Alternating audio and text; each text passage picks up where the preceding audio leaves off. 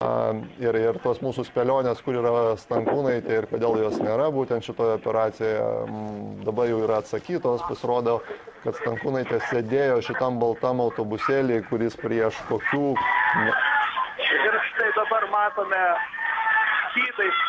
Tomai, truputį dabar... Išveda, kaip supratau, išveda mergaitę.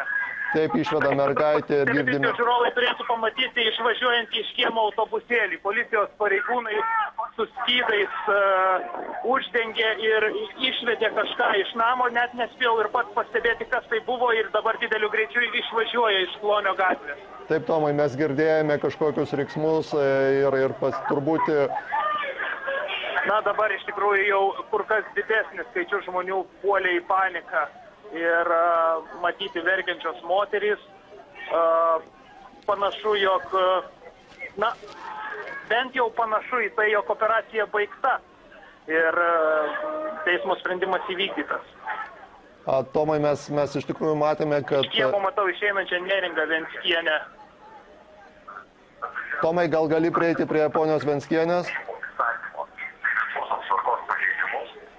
Tomai, pabandyk prieiti prie ponios Venckienės ir mes pabandysime su ją pakalbėti. Aš atsiprašau, Neringa, ar galima jūs tiesiogiai pakalbinti šiuo metu? Jūs telefonu, čia tiesioginis eteris. Ne, nu viskas, žinokit, man rankas užlaužė, o Deimantė iš visų jėgų atėmė.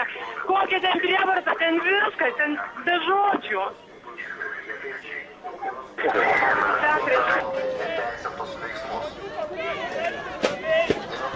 Vietoj.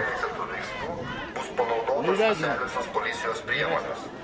Elektros impulsiniai prietaisai, dujos, guminės kulkos, tarnybiniai šunys ir kitos policijos ginkluotėje esančios priemonės. Gerbiami piliečiai, įspėjame, kad uždraudžiant organizavimą ar kitus susirinkimų įstatymų. Žurnalistai, ką jūs darot? Įstatymų nustatyto.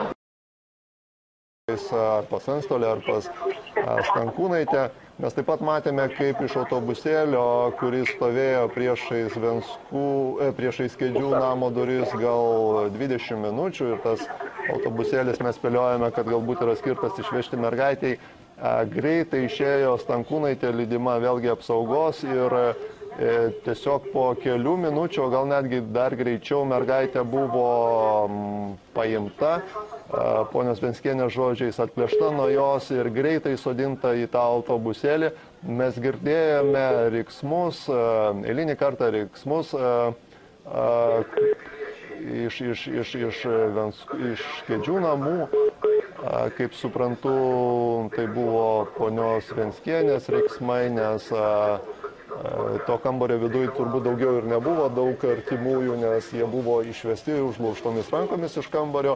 Ir tiesiog šį kartą ilgo tampymosi, ilgų grumtynių Kėdžių namų viduje nebuvo. Pareigūnai labai operatyviai ir labai greitai tiesiog pagrebė mergaitę, kaip suprantu, perdavė ją poniai Stankūnaitei, sėdo į autobusėlį, tą baltąjį autobusėlį, kuris stovėjo prie durų, ir